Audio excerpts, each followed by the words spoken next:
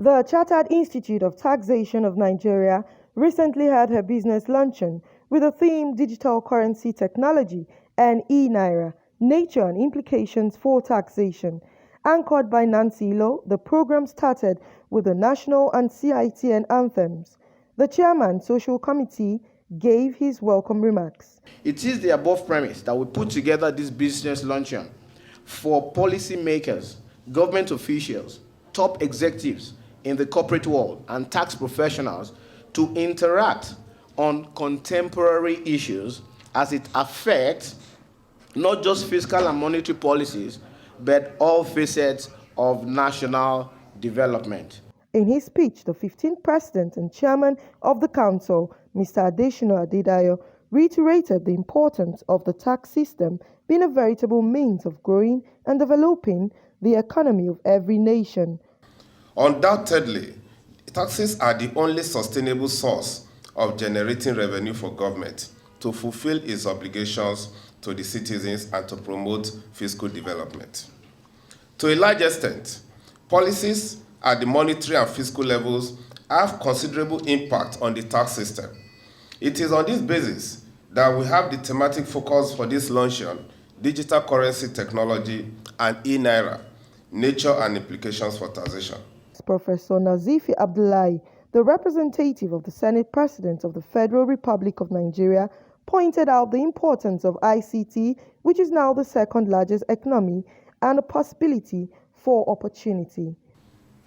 Possibilities in the sense that it indicates that our population, which is 65%, 35 years below, is digitally savvy, and economic activities are progressively migrating from the normal trading and economic activities into cyberspace. Now, this is an opportunity to expand the economy and then improve incomes. The paper presentations were in two sessions: Digital Currency Technology and e-Naira, and Nature Implications of Digital Currency and e-Naira for Taxation. Both were presented by Mr. Gang and Mr. Samuel Okoye, respectively. So the world is changing. Another thing that has shown us that the world is moving in that direction is also the amount of trading or the amount of investment or holding assets that we've seen people do in the privately issued digital currencies. The question and answer segment was very educative, as guests were taught how to download the e-Naira speed wallets. Looking for opportunity to have many people within the tax net, and we are trying to get a lot of people, the information of a lot of people transacting economic activities across the country. So why is CBN not using this opportunity to bring in more people? On that area of tax investigation, you could always access information through CBN. But in the immediate, there will be the case of tax avoidance. How do we mitigate this, especially with emphasis on individual taxpayers who are liable to state internal revenue services? Looking at the people and not the tax net, especially for those that are excluded. Well, the implementation, if we have to start at some point. One, we have so many people that are excluded today. They don't have bank accounts. In his submission on the e-Naira, Honorable Rotimi Olo, a member of the Lagos State House of Assembly who represented the Speaker of the House, said it has become most necessary for Nigerians to go digital as it's the way forward.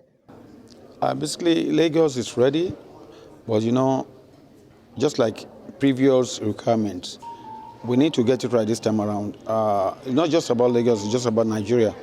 That digital currency has come to stay, and the whole world is driven by technology now. If you cannot grab up with it, you'll be left ranting at the back. So my take would have been that just like what Citn is doing today, all other professional bodies must support them, must give it all the necessary support at ensuring that it becomes a reality, because that's the reality of the world. The president of the institute spoke to NTA on the benefits of the e-Naira and the readiness of Nigerians. The essence of the e-naira being different from the money in the account is the fact that, look, you have money in the account that may require you actually either using your ATM card, or you are using some other forms of payment, like even the check booklet. You are actually going to the bank to conduct some transaction. But when you have the e-naira in your wallet, it means that you have a wallet now that is different from the wallet you have at the back of your pocket as a man now.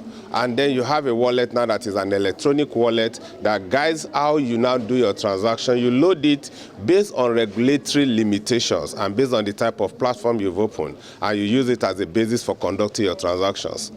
The issue of readiness is relative. And if you do not start, you cannot finish. Let's be clear on that one. You see, if we say we are 10% ready, it is from our 10% readiness we can grow to 20% readiness. I'm not saying that we are perfect to go for now. All I'm saying is that when we start, at least we can start tracking the gap between where we are and where we should be. And gradually, over time, we will get to where we are going. Representing the FIRS chairman, Mrs. Tolu Akpomedai, spoke on the role of the FIRS and the e-naira. For FIRS, we are starting to digitalize our transactions. We just have the Tax Pro Max introduced into the public, where you can file online, pay online, register online, and that was introduced last year. It's an in-house program that we developed in FIRS. So with that, we can quickly key into the e-naira, and we can move with the CBN so that we can get a connection. Actually, FIRS is working on that because the Promax has really helped us in even increasing our collection, even during this time of COVID.